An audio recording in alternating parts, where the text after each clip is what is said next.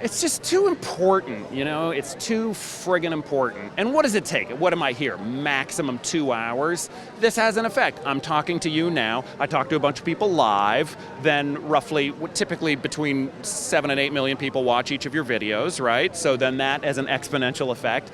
And then people here, look, I'm lucky, or in the right place at the right time, where I know that there's enough to go around, right? Because I've dabbled in the upper echelons of the entertainment world, and then I've also taken friggin' 2 connecting buses in Los Angeles to do stand-up years ago when I couldn't afford to pay my own rent.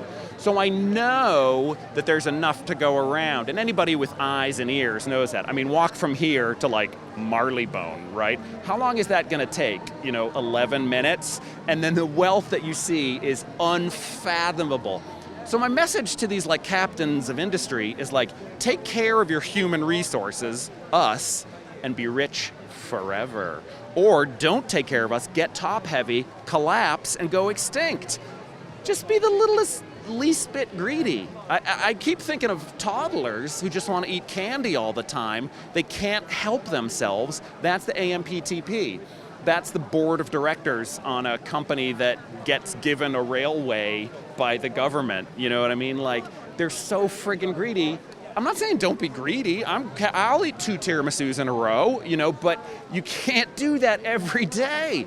So just be rich forever by giving infinitesimal scraps to the workers. It's so elementary and so ridiculous.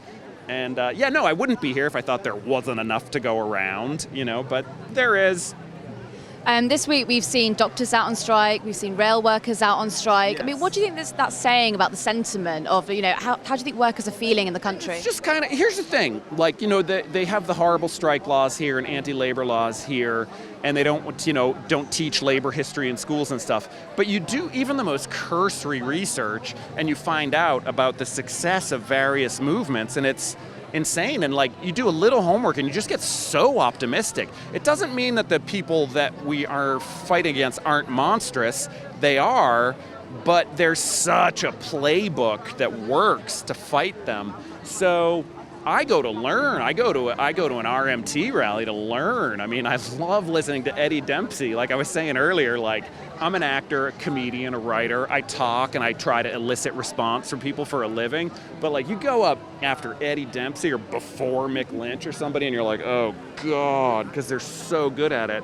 And so it's just inspiring. I learn a lot, I meet people, I have fun, and that is a building block of solidarity. I think people don't realize that there's a lot of fun to be had, It's like if you ever do an afternoon of volunteer work and people are like, you're such a good person. And you're like, no, I'm not, it's fun. So I just be greedy, but for the right stuff.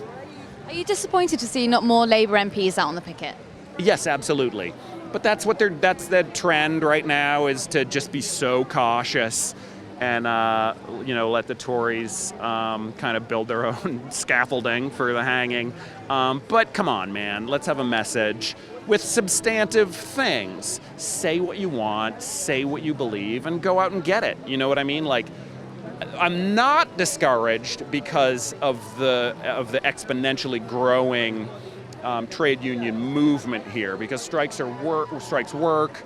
For people who were disappointed by the general election results in 2019, I get it. I was for a few minutes, but then I'm like, oh, there's another place where I can put my energy that wants it and that works. So any Labour MP who's like, I'd like to be there, or I agree with it in principle, come on, get out here. And when you do, you're most welcome, as would anybody be. But in terms of, if you're just sitting there twiddling your thumbs, that's embarrassing. Do you think that they might change strategy before the next election? I have no idea. I don't know. Wish them good luck. Have fun. Wish them the best. Can I just talk to you briefly about this dispute? So can you talk to me about the wealth disparity, between the billionaires who own the companies compared to, say, the writers and the actors at the bottom?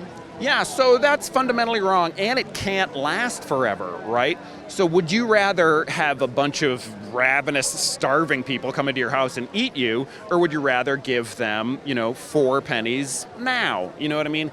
So a stitch in time saves 9. The Gilded Age didn't work, 100 years ago. It led to a giant crash. And those are the levels of inequality that we're at now. So how do you want it to change? Do you want it to be horrible for everybody? equally, or do you want it to just be a more equitable redistribution where everybody can have a friggin' hot dinner? I mean, that's what we're talking about here. So I just say, look, you can make it easy on yourself or you can make it hard on yourself. I'd rather go the easy way. I'm lazy, you know what I mean? I ate right before I came here. I want to go eat again right now. I want to go take a nap, you know what I mean? But it's easy. It can be easy now or it can be hard later. It's up to them. Do you think that message is cutting through, or do you think the tabloid message of, anti-strike is? Gosh, I don't know. But I don't know. It's my job to know. I love saying I don't know rather than trying to sound like I do. I don't know. But I know what I'll do, and I'll spread the gospel of what I know to be true and what I know to be beneficial for everybody, including billionaires. They're not exempt. I don't want billionaires to not be able to use the NHS. I want everybody to use it, So that's up to them. My job is to say it as I see it and try to help people. And if they want to join the party, great. If they don't, I'll keep doing what I'm doing. And there you go. Just a last question. What's your message to the doctors? To the doctors. Yeah, go get them. I love you. And junior doctors, my goodness. These people work so hard.